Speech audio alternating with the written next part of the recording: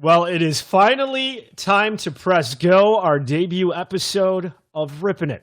George Savaricas alongside Harold Varner III. Harold, been in the works about a year. Finally, I didn't think I'd say these words, HV3 podcast host. Yeah, I can't believe I have a mic in front of me, to be honest with you. It's dangerous. You're a dangerous man with a mic in front of you. It's always hot, but it's going to be fun. I'm looking forward to, the challenge of just being able to articulate my questions and just say, usually I just put a few words together and hope they sound right. So it's going to be a great experience, a lot of fun, but hopefully just learn something in this at the same time. So just enjoy the moment, enjoy something that I never thought I'd be doing. I honestly thought you were joking most of the time. So, yeah, we're here. So why? Why? From when we first talked about this, players right before COVID happened at dinner to now, like, why are you in? Or you want to be part of a podcast? So COVID kind of made it very easy to do. Like, what would you do if you weren't playing golf? And I would love to be interviewing some of the people that I've gotten to play golf with. Ran across in different forms of life, just what makes them tick, what makes them successful, whatever that is. I've always wanted to be able to ask that question and share it with other people, and this is a great opportunity and way to do it. What I love with the game of golf is just the variety of experiences people have, and your backstory, pretty unique. And I mean, mine, for people who don't know, I thought golf was like a loser sport until I was 12. Played for the first time the week before Tiger won the Masters, just pure happenstance on a family vacation. Tiger wins the Masters, and I was playing like baseball, football, basketball then. Was like, I should give this golf thing a shot. Became hooked, started caddying that summer, then like picked the range in high school at the local muni to play golf. And so I've been in the golf industry off and on like 25 years, but was always like the local public course muni kid. What of your backstory do you think will like resonate with just the average golfer out there? The fact that I grew up on a muni course. I grew up with a bunch of old men telling me what to do and teaching me how to respect others. And if that didn't happen, I was disciplined, or they'd just tell my dad, which was bad enough, So, I think that'll resonate that like I grew up being on a golf course every day. That's just. It is the most important thing besides two things that are about to happen in my life ever, because it taught me everything that school didn't teach me. Everyone can tell you what to do, but when an older person that is your dad's peer comes down on you and is disciplining you, there's no worse feeling, I think, in life, because like you felt as being, for me, a Varner. Like you knew right from wrong. And I think that's how the world should be. You shouldn't have to wait to be disciplined. It should be like immediate. So I think that resonates with all sport life in general. And golf does that. And, I've been super fortunate to be a part of this sport for a long time just because my dad wanted someone to play with. So it went from my dad wanted someone to play with to like, I'm sitting here next to your ugly self doing a podcast. Which, could be the end of my broadcasting career here. They can only burn me, but don't worry.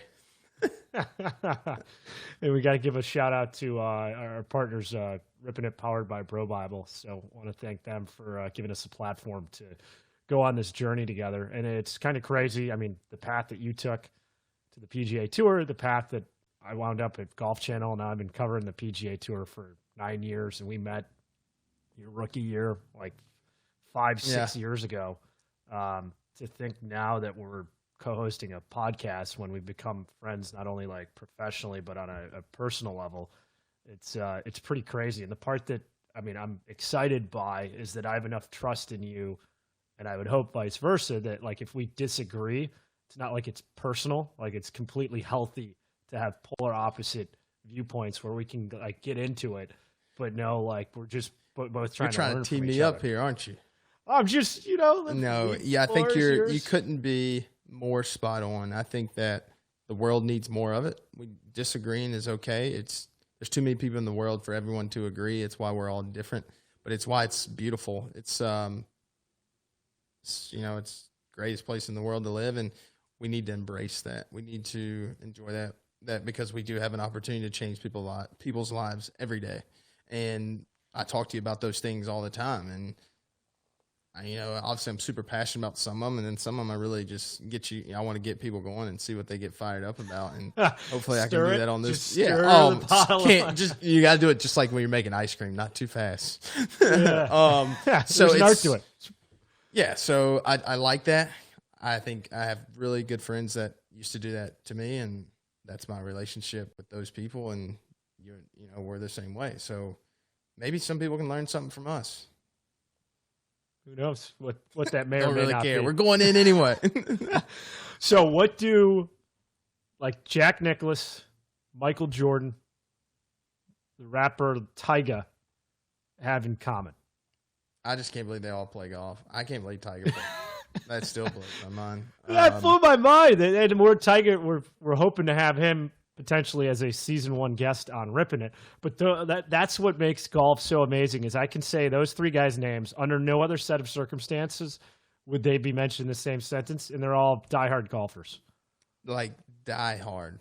I just can't believe Tiger plays that much, though.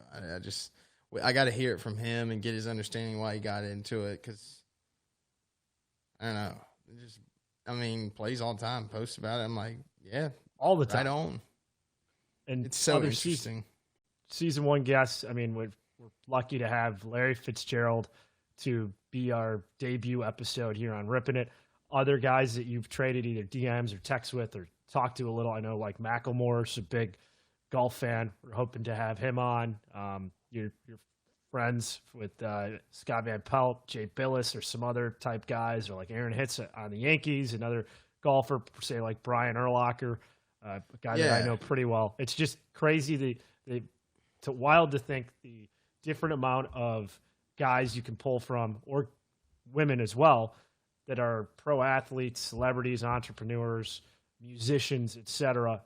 Golf the unifier, where they're all passionate about the game of golf, how good their game has become, where they've traveled and played. It's all like a collective shared experience. Yeah, it's just funny that everyone from those walks of life are playing golf. You never really think about it. I don't think I would think about it if I wasn't a professional golfer, to be honest with you. But you run across these people in these pro-ams, and you're like, you play golf? Like, what? So it's just very interesting just to know that, like, one sport can do that. So, like, the sport that, like, I fell in love with as a kid that I would still be playing if I wasn't on tour is I still have that love for it. I still have those things I care about the sport that I want to keep true. And, like, I'm a traditionalist in some things, and obviously I like to push the limits as much as possible. So let's go figure those things out from other people's world and be able to talk about it. How often are you getting a DM where you're surprised that person plays golf or that person knows who you are? We were talking about this earlier, but it really gets me when you introduce, like, when I played with Emmitt Smith, he's like, "Oh, I know who you are." I'm like, "Emmitt, I know who you are." So it's funny. I could care less if they know me, to be honest with you. It's just funny that when you meet them and you introduce yourself and they're like, "You're playing well," or, that just means you're doing good things. Keep doing it. Don't stop. Is there anything better than a little backyard barbecue with friends, maybe a beverage or two? Imagine that scene, except twice as fun because Chippo has been worked into the equation. One of my favorite games to play, not just golf games, but backyard games. Imagine cornhole style, 6-ball scoring. You can play 2-on-2, the perfect foursome showdown for backyard bragging rights. If you want to purchase your first Chippo today, fun for all ages, go to chippogolf.com. Use the promo code RIPPINGIT for 15% off your first order. So part of what puts you in a unique position, you're a Jordan Brand athlete, so you're good friends with MJ. I know you're also been good friends with Tiger Woods, played a lot of practice rounds with him. He's been a great advisor for you on the PGA Tour. Our thoughts go out to Tiger's on the road to recovery. Just your thoughts as a friend of his with what he's had to deal with, first the back surgery, then the car crash. Yeah, the injury parts don't bother me. The part that bothers me is that every time he gets injured, he has to always prove it to the world that he can come back and play. Like, when is he going to return? Like, look at the guy as a human. You know, he's changed the sport dramatically. Like, how's your health? How's his well-being going to be for the rest of his life? Like, I know he talks about it, and I know he's such a competitor that it doesn't really matter. He just wants to win. But it helped me, you know, when it happened. You know, I was just like, you know, fuck, man. You know, just he can't catch a break.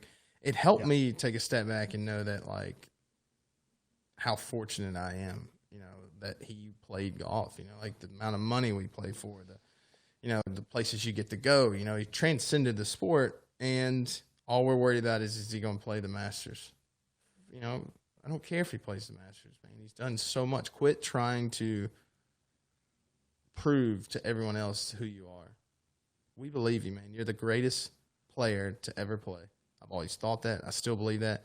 And I'm super thrilled and excited. I can't even believe I can say this, is that you're a friend, you know, so just stop. Like, we care for you. And that hurt, like, just laying there thinking about it. Like, why does he have to prove anything to us? He doesn't know his shit, you know?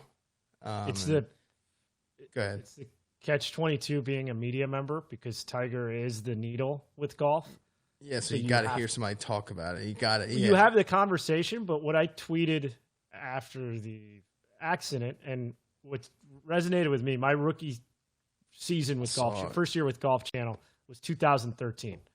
And I remember Tiger winning Bridgestone was my first event that I basically covered, and him picking up Sam and Charlie. And Charlie back then was like 3. And like how special it was for Tiger that Charlie was seeing him like win as a kid, for like getting to see it live. But I know for all his road to recovery, in like 2017, he was in a dark place because he like couldn't even get off the ground and like pick up his kids. That I just hope that he can be like healthy enough to spend quality time and play with his kids. Yeah, and be a father, because that's what clearly is most important to him. And to see the joy that he and Charlie had at the father-son, I thought that was really special, that they publicly wanted to have play in that event together and were just loved being around each other. So that's what I hope for as like a fan of Tiger, and then someone who knows him on a professional level. Yeah, I mean, you couldn't be more spot on. You just, at some point, you got to just be like, thank you. Like, not everything lasts forever. Hey, thank you. We appreciate you. We love you. And he's always going to be a part of the sport, you know, and quit trying to force this, like, man, he's never going to play. Who cares?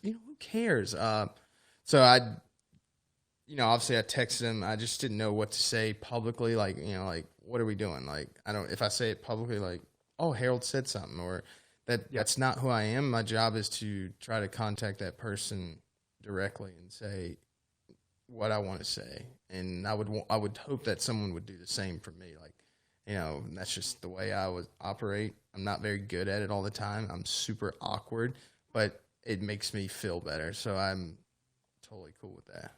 Well, I mean, he's the reason, like I mentioned earlier, why I started playing golf, and now golf's been a part of my life for 25 years. And I know huge impact on you. And our first guest, Larry Fitzgerald, Tiger, big impact on him as when he first started playing the game and first time he held a golf club. I mean, it's what he's done for the sport will never be replicated.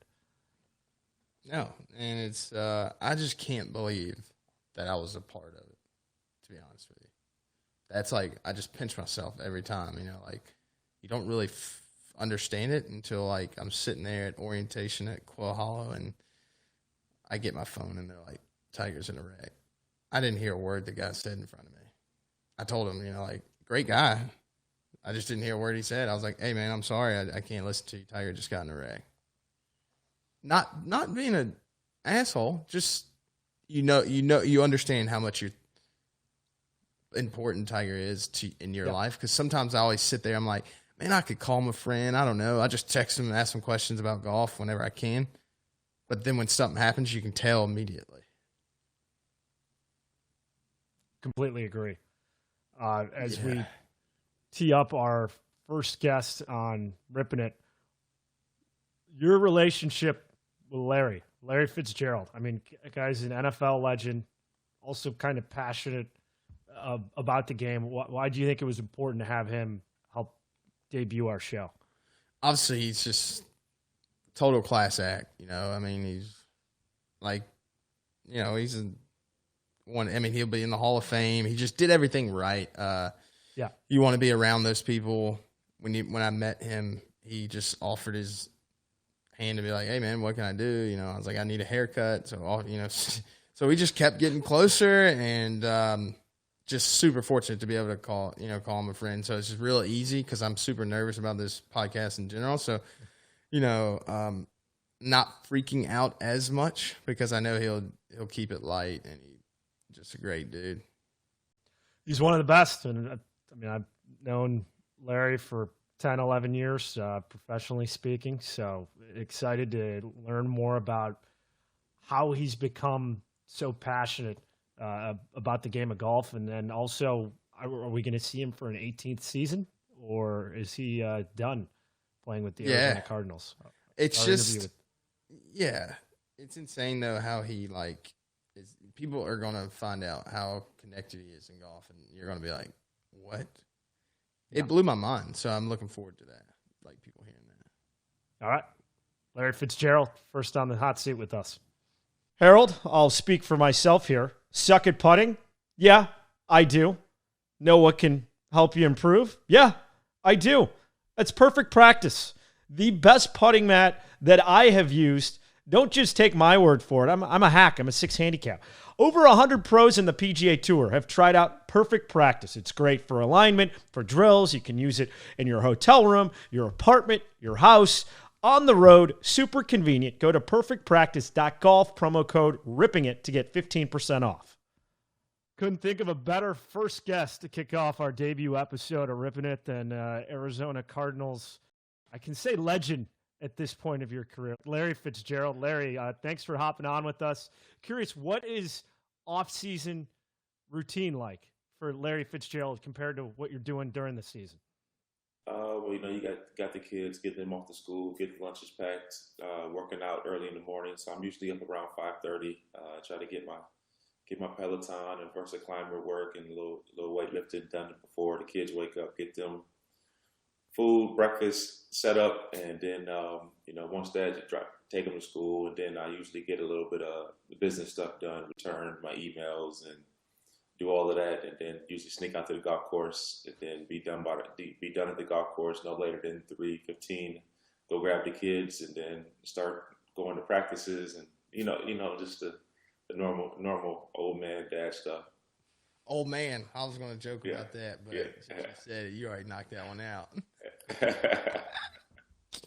I want to know, what was it like going to a military academy? Obviously, you went to Valley Forge. A lot of people don't know that. I didn't know that, so I just want to know what it was like. Obviously, it's different than going to a normal school.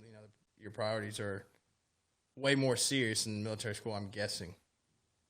Well, Harry, it's one of those things when you're 16 years old and you're going, it's the worst experience you could ever imagine, right? It's not something that you envision as a road, as a route to get to where you're dreaming to go to. So, my grades were not good enough to get into a Division I school. When I left high school, just didn't apply myself the way I needed to, and I had to suffer. I had 45 scholarship offers to schools all around the country, and I couldn't get into any of them. And so I had to make a decision. Either I was going to go to junior college route, or I was going to go to Valley Forge Military Academy, redo half of my junior year, and redo my senior year, and do it that way. And so I knew, and my parents knew, I didn't have the discipline or the structure to be able to survive in junior college, because they just don't really support.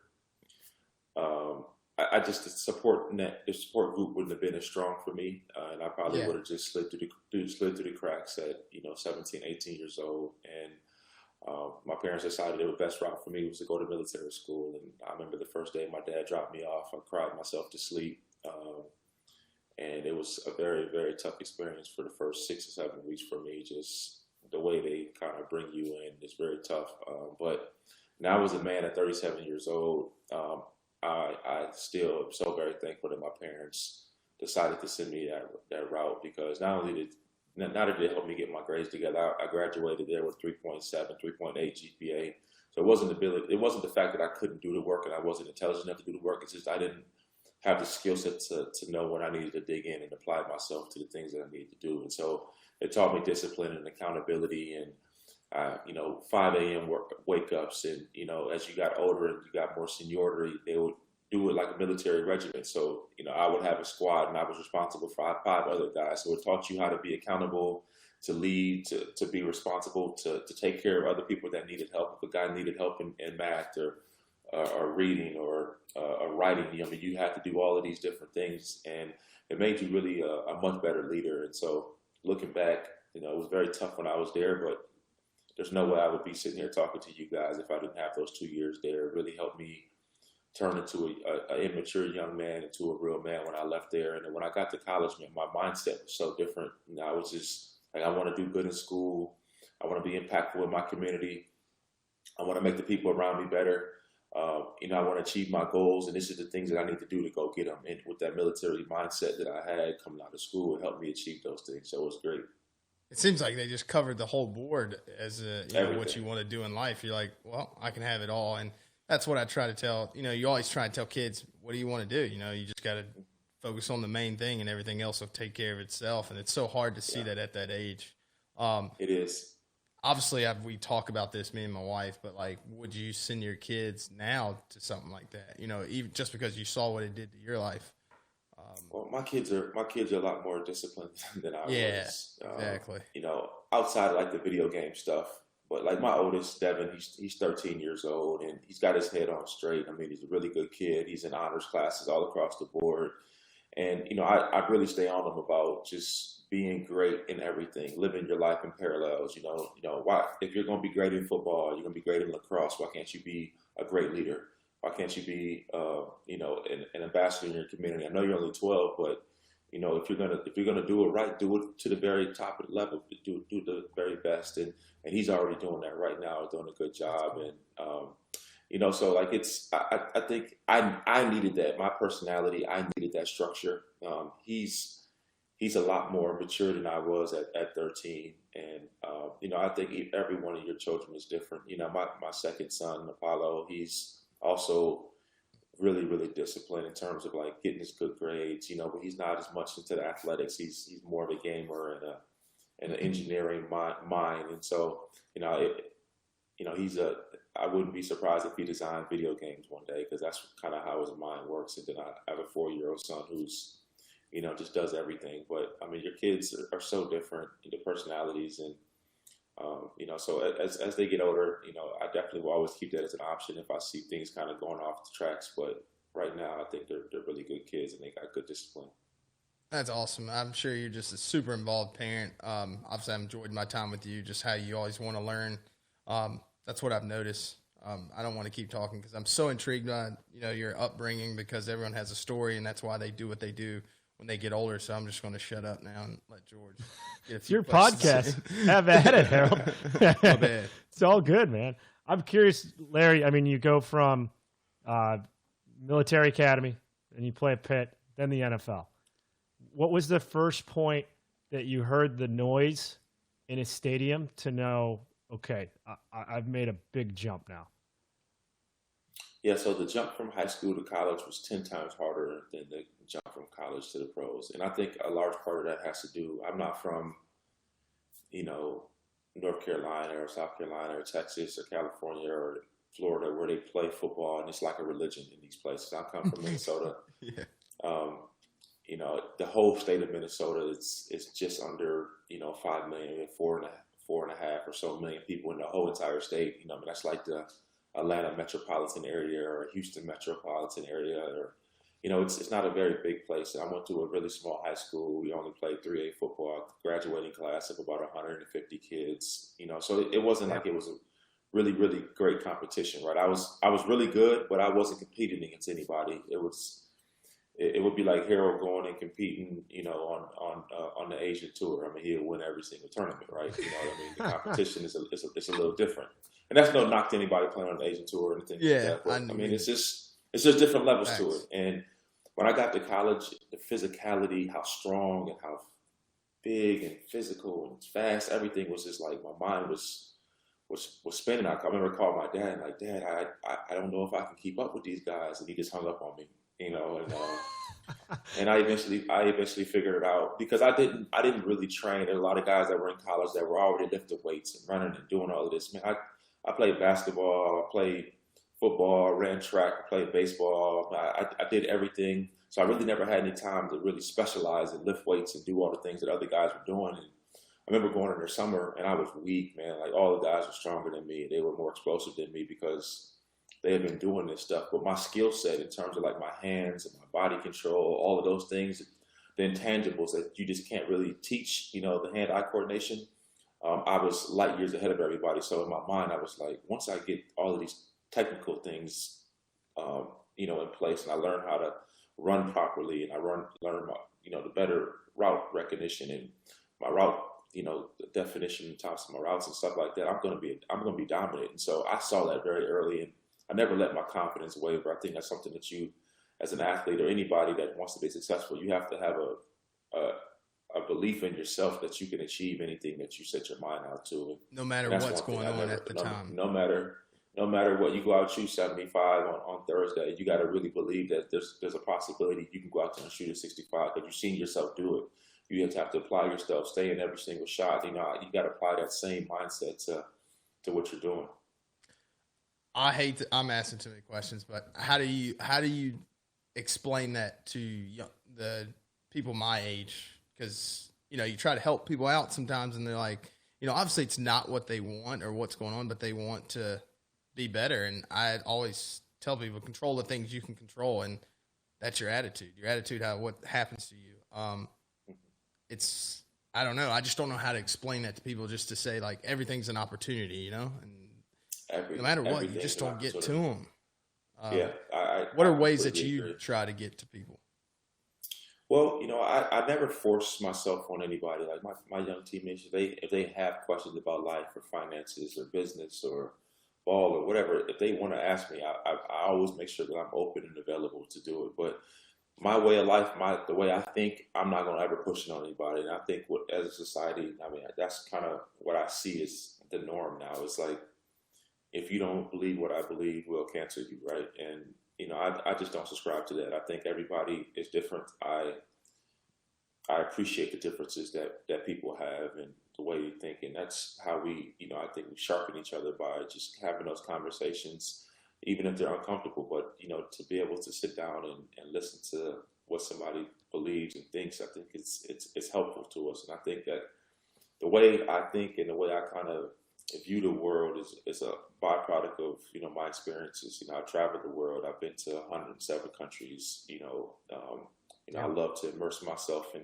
cultures, religions, and different socioeconomic backgrounds, and like it gives you a better perspective on life. And you know, I've been around unbelievably special Muslim people, and been around great Israeli people. I've been around, you know, unbelievable Hindu people and Buddhist people. Like, people are just people. We all just want to be loved and appreciated at the end of the day. It doesn't matter what God you worship, what color your skin, you know, what church you go to. Like, that, all that stuff it doesn't matter. You know, it's just about being loved and loving on others.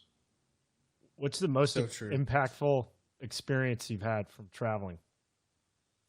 Man, I've had a lot of, you know, really touching moments, you know, going across. But I'll say one that I really look back on it and I really I took a lot from is I was in Vietnam, and my tour guide was giving me a tour, you know, of Hanoi, and I was doing a bike tour from Hanoi all the way to Ho Chi Minh, just, you know, riding a bicycle down there. And one of the small villages, probably an hour south of Hanoi, my guide was from there, so he scheduled us to eat dinner at his parents' house, and his parents spoke zero English.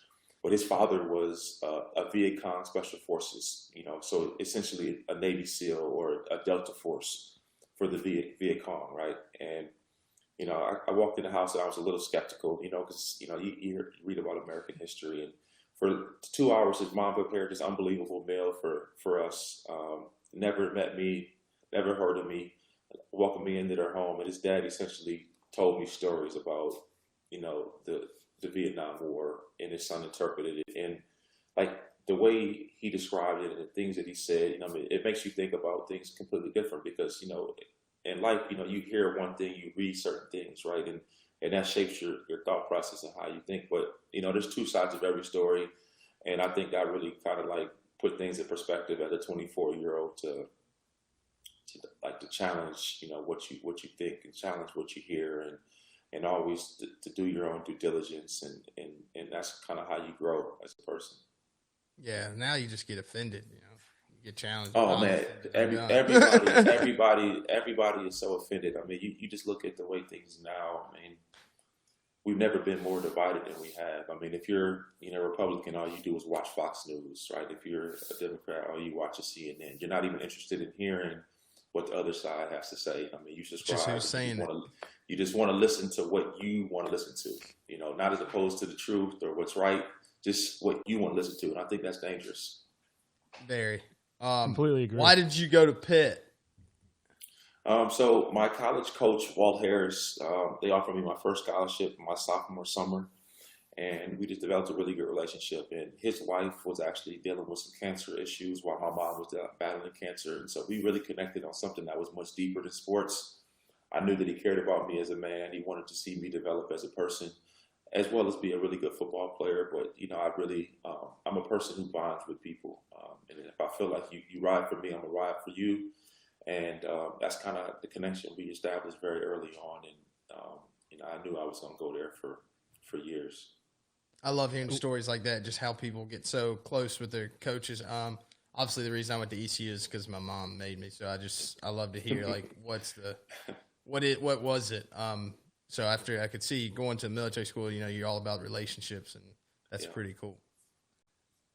Larry, you talked about all these different experiences you've had, and what I love about golf is just the variety of people that play. I mean, you can be 5 or 95 and play golf.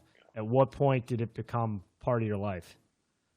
I started playing. One of my good friends, his name is Andre Roberts. He plays wide receiver, kick returner, punt returner, all pro for the Buffalo Bills. And he brought me on the golf course to this charity event probably like 7.5, 8 years ago. And, ironically, my dad's been playing golf for over 40 years, so I was around the game. And so, up at the course that he played as a Minneapolis public course, it's called Hiawatha. My brother would go, and we would essentially 4 caddies. My brother would stay on the left fairway, rough. I would stay on the right. His friends would hit it. We would run the numbers off, walk it off. Then we'd have their numbers for them by the time they got there, clean their balls up. And that's kind of how we made a little bit of money in the Wednesday and Saturday games. And, so I understood what golf was about. I understood the rules, not walking through people's lines, not talking in their backswing. So I understood the nuances of the game, like the etiquette, right? But I never really had the time. I wanted to play other sports. Golf was just so slow. And if you don't have patience, golf is a very tough game to play because, agreed. Like in your infancy state, it's bad, bro. It's like real bad, and you lose a lot of balls, and it's just frustrating, man. It's really, really a hard game to get good at, and especially if you don't play it as a child. If you're a kid, like I take my kids to the range, or go to Top Golf or whatever, they'll just hit balls like it doesn't care, or it doesn't. Just make contact, right? And it's fun for them, to get into sodas and drinks. And like as an adult, you don't have that. You like, I want to be good at this like today. Like, tell me how to hit the ball straight, and you're hitting it right and left and fattening it and thinning it. It's tough, but I remember the first time I actually got a golf club put in my hand was, Tiger Woods put it in my hands up there at Hiawatha Golf Course. He was up there for the first tee program, and that was kind of like when I really kind of fell in love with the game. So I would watch it all the time, watch the Masters every April with my dad, get up super early, watch the British Open with my dad. Like we would experience golf, but I never really wanted to play it until my boy Dre got me involved. And when I started playing, I hit a whole bunch of really, really poor shots, but I hit it like 2 or 3. I was like, man, that's really nice, man. There's nothing like a well-compressed golf ball going in the direction that you wanted to go. There's nothing in life better than that, man. And it just doesn't happen enough for me, Harold. It does not happen enough for me. Man, it's a great feeling. It's an awesome sport, obviously, the people you meet, but that feeling of hitting one I still get that feeling to this day, and I'd say I hit it pretty solid all the time, but There is nothing better. We got to go over this. You and I talked about this, but talk to me about your handicap. Explain to I thought it was fake. I think it's way closer than I thought it was because I knew you, but I didn't really know you and then we played together and I was like, it's spot on. I mean, you're going to have a few X's and, the number's right. But your good holes are pretty good. Yeah, I would say I average 2 to 4 birdies a round, right? I can score. I hit from 100 from 150 and in. I would say I'm like around a 2 handicap, right? I putter to chip it and low mid irons hit them really well. Off the tee is where I lose all my strokes, and so the reason I do really good at Pebble is, first of all, you put me at 6,400 yards. I'm very long, and so if I'm hitting fairways, I have wedges in my hands, and I'm going to hit close enough where I'm going to have some looks at birdie, and I'm going to make a few of them. And so, I shoot between like 74 and like 87. It just depends on the day. If my driver is cooperative. But at Pebble, sometimes. Yeah, but I don't have to hit driver at Pebble because I'm playing exactly. At 6,400 yards. And then I can just go at all the pins because I know Strill's going to play good. So it's pretty easy setup. Play well there. Yeah. So that's you awesome. You're how do you handle people saying you're a sandbagger? And I mean, you win Pebble 2 out of 3 years, and of course there's a little smoke there. Mm-hmm. I'm a great net partner. Because I'm extremely streaky, very, very streaky. There'll be times you're like, bro, you're so much better than this. So why are you hitting it so poorly, right? And then you're like, bro, there's no way you're a 7, bro. It's not possible for So it really just depends on the day. It really depends on the day. So I want you to talk to people on here listening about your experiences of golf courses you have played. I don't think people understand that you're in that circle of golf. Everyone just thinks you just play golf. No. So I want you to explain just just the courses you've played, what's your favorite golf course, and just, how in tune you are into golf. Like, where do you love to play? Because it's not just a normal country club down the street. But I think it's really cool. I think it's great for the golf to have people like you that are ambassadors of the golf, but I'd want people to hear it from you. So I'll shut up. Well, so I would say 7 years ago, I started playing golf. And, I started playing just like everybody else. I played at the municipal courses, which I still play, twice a week at munis.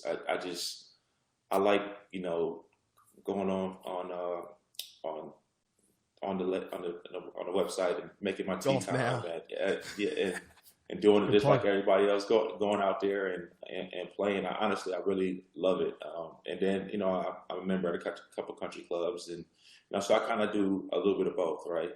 But golf has been a tremendous experience, unbelievable ride. I've met some great people, played with you name it, and been able to make some really, really strong relationships. And, those relationships have taken me to, you name it, every course you could imagine. And if I were to pick a favorite, in terms of the layout, the design, the shot quality, the quality of the greens, I really like Marion. It's one of those courses you can't just hit driver out there every time. You got to hit the right parts of the fairways. You got to hit the right parts of the greens. Your speed has to be impeccable. And if you miss greens, your short game has to be outstanding. I mean, it challenges every aspect of your game. It's not like a bomb and gouge course that you see, out here. It really challenges you. So I really like that course.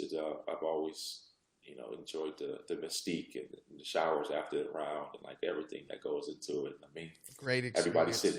Everybody's sitting there eating, right by the first tee and you're teeing off. Everybody's quiet to see if you hit it good, and then they get back to drinking and eating again. It's really fun. Yeah. So, Larry, I heard a story, a little pressure for you to break 90, knowing that you would get into Whisper Rock. Can you, talk us through what it was like when, obviously that's now like the hang and the spot, but for you to get in, you had to prove yourself.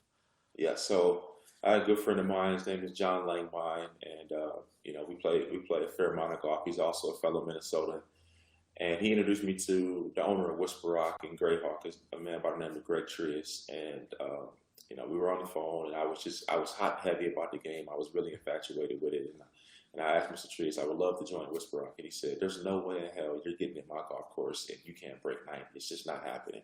Because I'm not playing behind you. If I've seen you hitting balls all over the place, I'm not going for it. And so it was like the first time somebody's challenged me outside of my profession. He was like, bro, I don't care who you are, what you accomplish, how much money. None of that matters. You can't break 90. You're not getting in here. And so I worked tirelessly for a long, long time. And I remember I was over at McCormick Ranch, and I shot my 88, for the white tees. And I've never been more happy in my life to shoot an 88. Now, if we shoot 88, I might jump in the lake if I shoot 88 now, but I was elated to shoot that 88, and me and John were on the phone. We called Mr. Trias, and he said, "Hey, cut the check, man. I'm a man of my word." And that's kind of how it started right there with Sprock. And I'm playing up there today.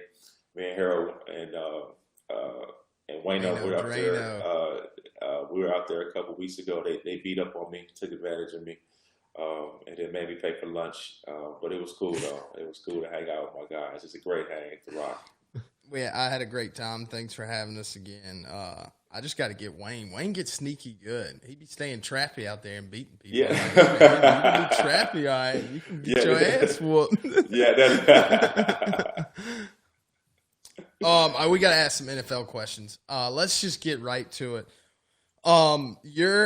What's your thoughts on the NFL and their safety protocols, and would you let your kids play? Like, this is a big question that's, going around the NFL right now. Like, I never played any real sports. I played basketball, and I might have rolled my ankle, here and there. But, like, I would freak out running across the middle. Like, I was going to die or something. No, and, it's actually a lot safer. It's actually 10 times safer than when I first started playing. The things that the NFL has done in terms of first the safety procedures. They pretty much took away the kickoff return, the wedges, things that it was most violent, the most collisions, and put players at the most risk. They try to alleviate some of those plays, right? And obviously, the helmet to helmet, the way they hit quarterbacks in the blind side, a lot of those plays have been taken out. So guys are able to play longer. There's not as much head trauma. And then another thing that's really improved is the quality of the helmets. The helmets have gotten so much better. They hurt so bad to put on, though. I put on Christian McCaffrey's head. Holy Jesus, dude! You're just not used to it. You're just not used to it. When you've been Good, I had to get it off. When you've been putting it on for 30 years, it's you get accustomed to it. You get accustomed. I felt like my ear came off, like taking it off one time. It caught the top of my ear, and I have like the smallest ear. So if he had fat ears, like how did you get that thing off? No, but go ahead. I just knew. I mean, they are. It's insane how tight they are. I don't think they understand. No, you want it to be tight on your head. You don't want a lot of movement in it because when you get hit, the movement, causes more trauma. You want to be able to keep it, as tight as you can get it. It's almost like a golf glove. You don't wear a loose golf glove. You want it to be tight so you can have the best control. And I think that's kind of how it is with the helmet. Larry, did you want let an your honest kids play? Oh, sorry. Go for it. Absolutely. My oldest Devin plays. He's very good and aggressive. He loves the game, and like I made my life, my livelihood playing sports and playing football in particular. I don't think it would be right for me to tell my sons, "Hey, you can't do this or you can't do that." If it brings them joy, they enjoy it. We get hurt. I mean, that's life. You play it's golf. hard. You play golf. You get hurt. If you go to the military, you can get hurt. I mean, you can be riding a bike on the street and get hurt. I mean, life is life. And if he's enjoying it and he's having fun with it, he's building great camaraderie. He's developing some great skills that sports teaches you in terms of getting knocked down and getting back up. Being able to build character amongst the people around you. It's like there's a lot of great lessons that sports can teach you, and I don't want to deprive them of that. That's awesome. Larry, man, you got me. My eyes are sweating. You've been Mr. Reliable in your career with the Cardinals. I mean, it's crazy. I think your rookie year was 2004. You missed 9 games in 17 seasons. How many games have you played hurt? Say a pretty large majority of them. I mean, you're always dealing with something. just part of playing the game. You know, you have to be able to push through and persevere. I mean, there's a big difference between being hurt and being injured, though, right? You know, just broken leg or concussion. I think those are being injured, right? But having a tight hamstring or a swollen knee or dislocated or broken finger, something like that, things that you can actually play with. You got to be able to push through and find a way to get past it. What was your ultimate goal? Like not goal, but if this injury happens, obviously you break your leg or not, but I don't have any pain. I mean, I got a cortisone shot in my foot and I feel like I'm dying right now. So how do you know, hey, I should not play today? That's I feel like that'd be tough. Yeah, the threshold. Yeah, that's the word. Yeah, I need to. I think everybody's pain threshold is different, and also you have to consider if you play on it, what is the possibility of it being hurt that much more, right? If it's a Super Bowl, you push through, right? If it's a preseason game, you probably err on the side of caution, and so I think every circumstance is different. How you go about it and what you think about when you're evaluating and making the decision. Well, you're great for fantasy football. I just want to let you know that. I appreciate that. I know he's playing. What's more intimidating, Richard Sherman standing across from you or Harold on a tee box? Harold on a tee box for sure. I'm trained to be able to play against Richard Sherman. I've watched the tape and I actually feel like I can, at times I could be able to make things happen, make plays, but at the tee box, if he doesn't give you shots, you don't have a chance at winning, and that's demoralizing. Last time you asked for an autograph. This one was hard for me. I didn't even. Yeah. I was like, what? It's been a while. Not that I'm just not a big autograph guy though. I'd rather exactly. I'd rather. What about talk a picture? To you, or someone where you were pumped, oh man, this is either an idol of mine. I take pictures to commemorate the moment. Me, Harold and Wayne will take a picture on AT&T. I'm not a big Instagram or post guy, but it's nice to look through my phone. I have this whole golf in my photos, all my golf pictures, and I kind of scroll through it and think about the day and the experience and the courses that we were able to play. I like to take pictures to just for me to reflect on the great time I had with people. So that football commercial's season real, where you're taking pictures in it. Commercial where you have the camera. I take a lot of it. I would say I'm an amateur photographer. I got some good stuff. That's cool. Really? Yeah. So, Larry, football season, we'll call it what, July to January or February if you're lucky normally. And obviously you're still training a lot, but you miss a good chunk of what's prime buddies trip season for golf, say July to October. Is there a buddies trip that's on your list where you're I can't wait to go here and check this place out? Yeah, so shout out to my buddy Jimmy Dunn. We're going with him and a group over to Ireland in May, and I've never been to Ireland, never played golf there. Been to Scotland a few times, used to play there once a summer. I've been to a couple other places, but Ireland's been high on my list, and I'm really, really excited about that. But me and my boys, we do a golf trip every year. Memorial Day trip that we always pick different places, locations, and 8 of us go and just blow it out for 5 days, 36 every day. And it's What's awesome. the location this year? I think we decided we're going to just start staying at Pinehurst from here on out. You're going to stick with that? Yeah, because first of all, you got Moore County has 30 golf courses there. I mean, you just don't have the ability to play everything, right? But the lodging is great. You get a smoking house, on the golf course, and you got the chef, and there's massage therapists that work on guys' back. It's just everything you would ever need. And then the golf courses are just tip top. I mean, everybody talks about Pinehurst number 2, but you got Pine Needles and Mid Pines and Country Club in North Carolina where you just got a membership at, and the Forest It's another 36-hole Okay. facility. Forest Lake. You got Dormy Club. I mean, like, just so many just crazy Awesome. good golf courses down there. Yeah. It's a great area. It's in the greatest state in the world, and I'm super biased, but I'm glad you guys love it. Next time you do that trip, I'd love to. Nah, you Get ain't, your you ain't shots coming on on me, our. dog, You're it not out. coming. You're not coming on our trip, taking all our money. That ain't happening. So every Larry- round, everybody got to put $100 in every single round. You know, we get like half shots. You know, it gets really heated out there, man. Really heated. I bet it does. It should. Competition is the greatest thing in the world. Larry, if you need a 4 caddy, then we'd be happy to lend my services for one of your future trips. Just throwing it out there. You don't strike me as a good green reader, though. You know. You're cutting Great my talker, core though. there. Yeah, at least I'm more dangerous in front of a mic. Speaking of, let's get to Harold's hot seat time. Hold on, we got one more. I got to get this Okay, question. we'll sneak in one bonus question. What? Obviously, you get this question a lot. I ask you, but just your thoughts on retirement and what that day is going to look like, and things you want to accomplish before you retire. You know, and obviously, if you announce it right now, that'd be crazy. That'd be awesome. No, it's I take a little time to think about it every off season, and obviously the only thing that you really play for is a championship. I don't need to do anything more personal.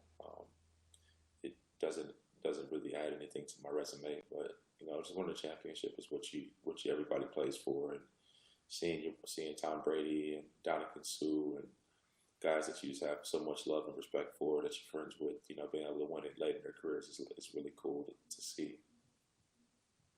I can see it in your face. You're like, if I don't win, I ain't coming back. Love it. All right. Tee it up, Harold. So we do this little thing. It's called Harold's Hot Seat.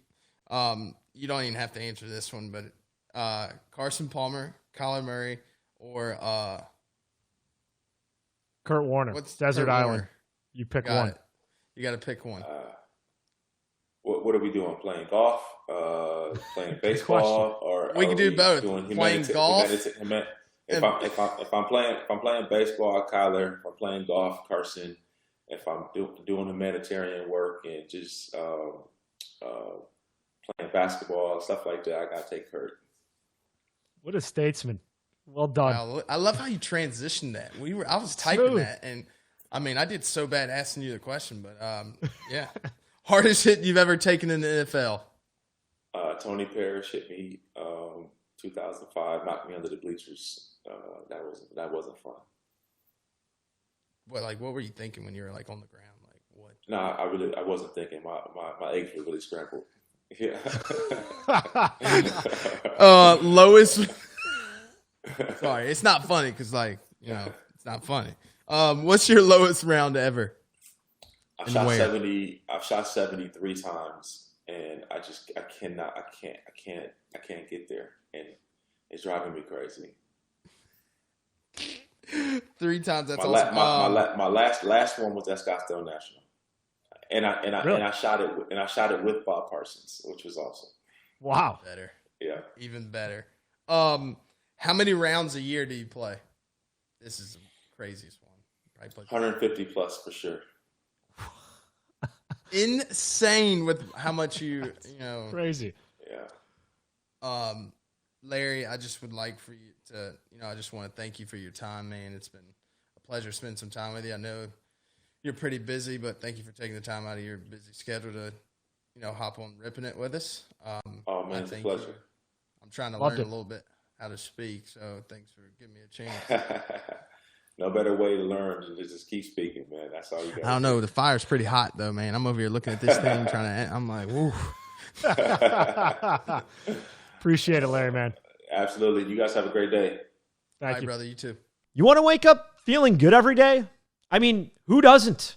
This product, I can personally attest, has had a huge shift in my day-to-day wellness. It's 2020 Immunity Booster, 2.5-ounce shot, handcrafted by sports dietitians, filled with essential vitamins and nutrients, with none of the artificial colors or BS you see in sports drinks. I have it before I go to the range or start my round, or even just to kick off my day.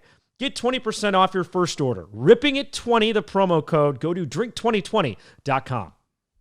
what a phenomenal first guest to have with Larry Fitzgerald. I know you've known Fitz for a while. I've known him I was a sports anchor in Arizona back in 2009 through 13, so knew him professionally, know him a little personally. What surprised you from the interview?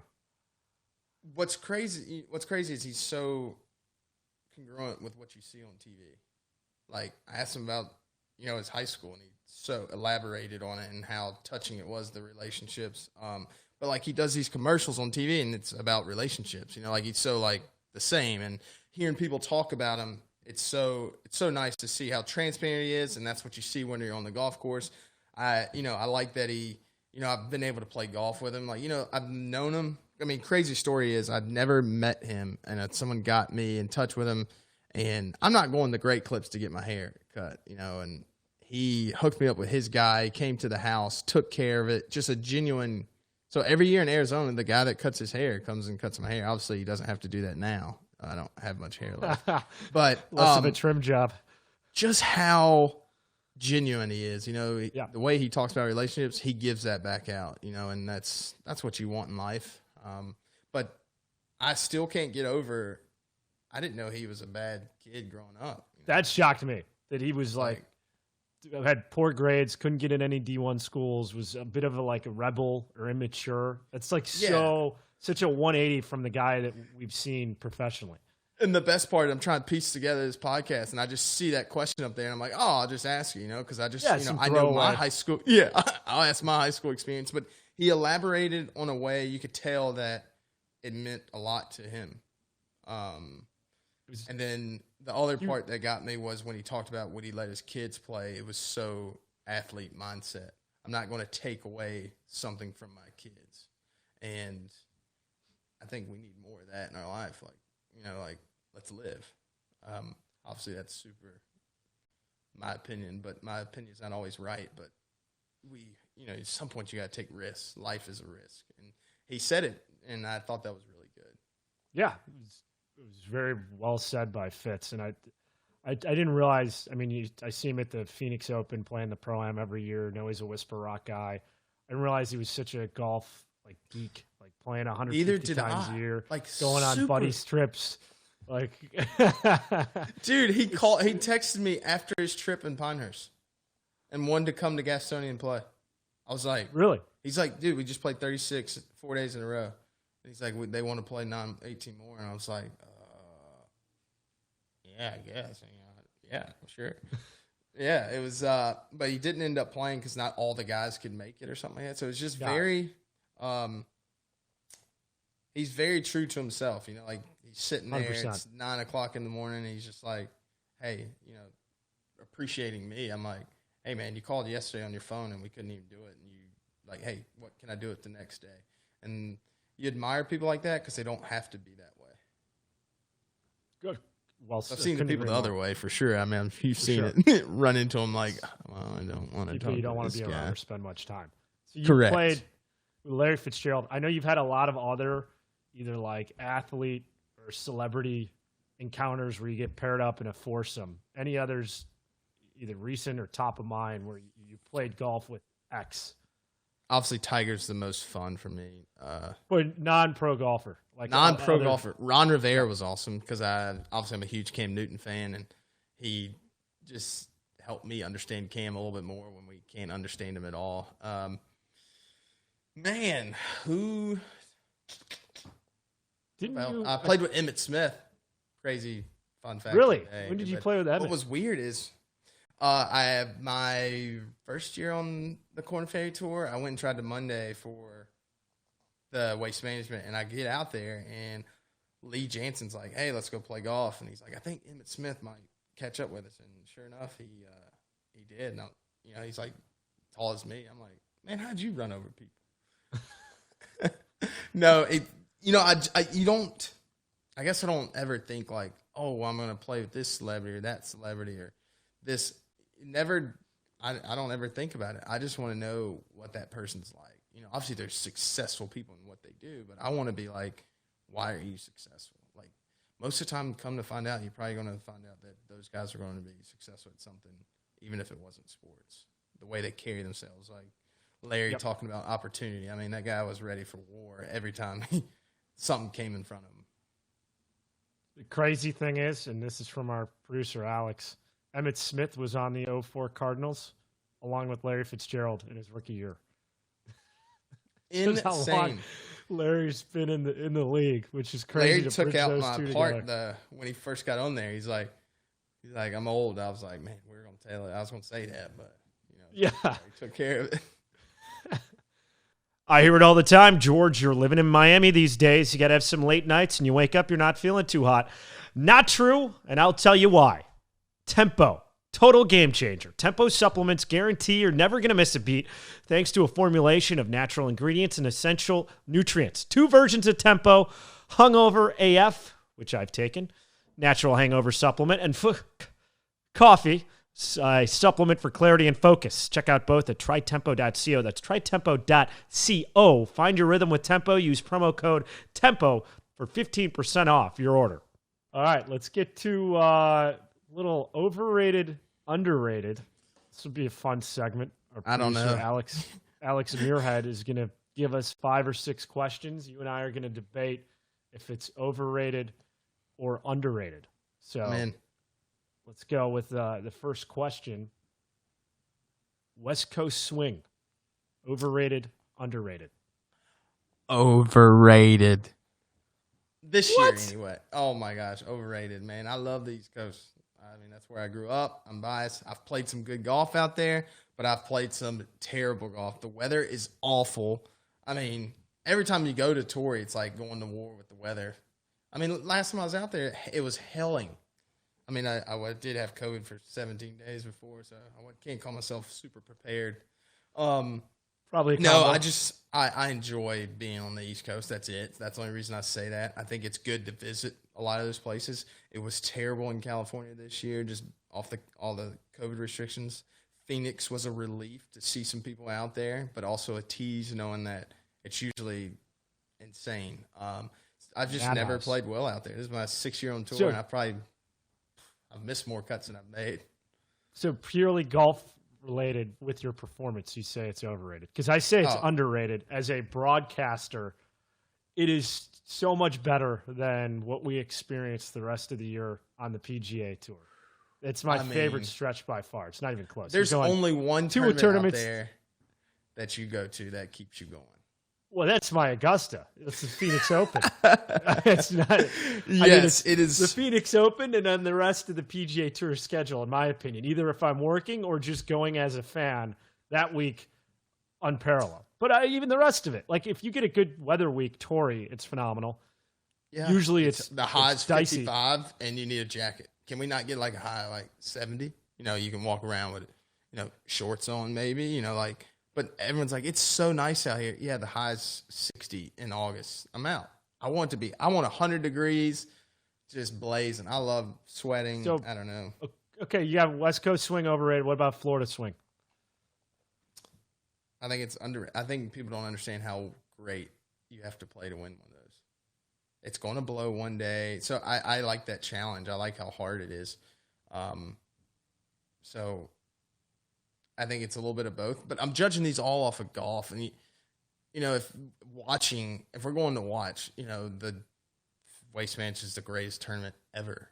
It's never going to be topped. It shouldn't be, because if it goes above that, someone's going to get really hurt. I would say it's very underrated from a golfer's standpoint. From viewership, it's just hard to get close. There's so much water, and you don't see you'll see great shots, but 20, 30 feet left is really good, and fans don't understand that's a great shot. So it's hit or miss. I'd go properly rated. When it's right on Doral point. was still a part of it, and Miami was one of the 4 markets, then it was almost underrated. Now that Miami's gone and it's 3 events and it Players Honda, Orlando, I would almost lean that way, but it had some good finishes. And it's a pretty good test of golf those weeks, so I'd say properly rated. Kind of a cop. I'm gonna say overrated in the aspect that the Players was better in May. Way better. I just don't like. I don't like when it's cold. Like, who does? I guess. I guess people. All right, couple on non-golf ones. Overrated, underrated. Going to weddings. Underrated. I love it. Love Yeah, it. I'd also I say love underrated. dancing. I mean, my wedding, I didn't even make it with my suit on. You did some damage on the dance floor at your wedding. I'd also say underrated. Yes. Reality TV. Underrated. Oh, Like, you can- overrated. So overrated. Oh, dude, it's so good. It's so funny. 'cause I know people you're a little believe it. Bachelor fan.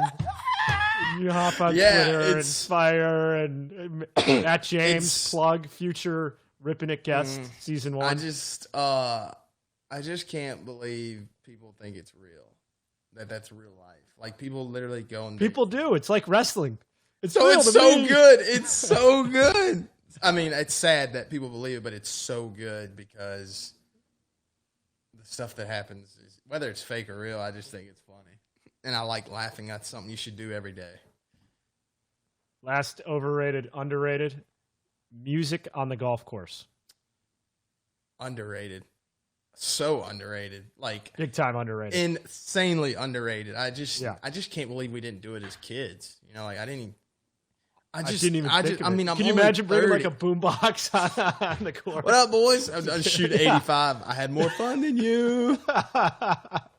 Yeah, it's I remember the It's first time so a buddy underrated. played music on the course. It was like 2012. He had an iPad. I was like, what the hell? Like, what a novel idea. And then since then, cured cancer right out there. yeah, I'm like, I can't play golf without having some type of music or some type of vibe. So I'm with you. It's underrated. Unless you're playing like some serious type of buddies trip at like, say like Bandon or something That's like where that. I you get play there's music.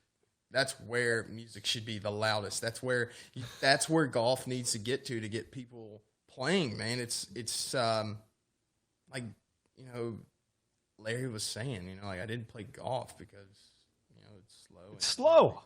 And sometimes you have to do, it should be the opposite of politics. A little bit of everything. You know, all right, man, on Sunday we can't play music, but any other day, blast it. It's just we got to work together and figure it out. And I think in the grand scheme of things, traditionalists want to make the game grow, and we want to make the game grow. Let's just keep doing that. You know, whatever that is. Like what you know, like you said, cancel culture. Well, if you don't do this, we're not doing that. I'm like, all right, bro, I'll just peace. Bye. Yeah. So we're learning, and the sports in a great spot right now. So Speaking of learning, how'd you like episode 1 so far? I mean, I was kind of nervous because I didn't have the questions, but I really like it. I'm intrigued just how I can get better. That's how this started. This is why I wanted to do it. I think I can talk a lot, but I need to do a better job of articulating it so that other people understand and I don't look like an idiot, and people can look up to that. So it's a part of the journey. It's a part of something that I went from like, yeah, I'll do it, sure, George, to like, Yeah, whatever. I'm gonna be the fucking best at this. I want to find out a way to be that. That's a attitude challenge. you need. Yeah. What, Go ahead. No, I was going to say, so like, I know your buddies, we mentioned Matt James and The Bachelor, likely having him season 1. There's some other big name guests that in the works of trying to like lock down and get in the mix, like a broadcaster, ESPN, who may have his own show. I know he chatted with like SVP last summer. There are like other athletes and celebrities. As we go over these next 12 episodes, what type of conversations are you most looking forward to having? Because like Fitz, I thought was great, and I walked away surprised by part of what we heard. I mean, it's super simple. Whenever an athlete or anyone of power in the media, when they slow down and they start talking about like certain things in their lives, that's when I'm in. Like I want to be tuned into that. Like I go from asking the question to like listening to what they're saying, to see if I can pick something from that like, you know, because everyone has that moment that's something that changed their life and they became better. And, you know, he's sitting there telling the story and I'm like, I got to ask a question after this. What am I going to ask after this? You know, and it's just, that's what I'm looking for. I want that moment of, so a kid can watch this and be like, my moment's coming, my time's coming, that I'm going to learn something. I'm going to pick something up. You know, I want people to watch this and learn something, but I'm doing it because I want to learn how to interview people and be better equipped to, because it helps me on the other end. Because I found myself a few times like thinking I was getting interviewed. I was like, yeah. So it's just you go with the punches, you enjoy it. But I want that moment. That's what I'm looking forward to. That with every person. Like I just can't believe that I'm actually on a podcast. To be honest with you, so I can't thank you enough. Hey, we here. We are Go here. time, man. That's episode 1 of Rippin' It. For Harold, I'm George. Thanks for joining us. Can't wait till we see you next week for episode number 2.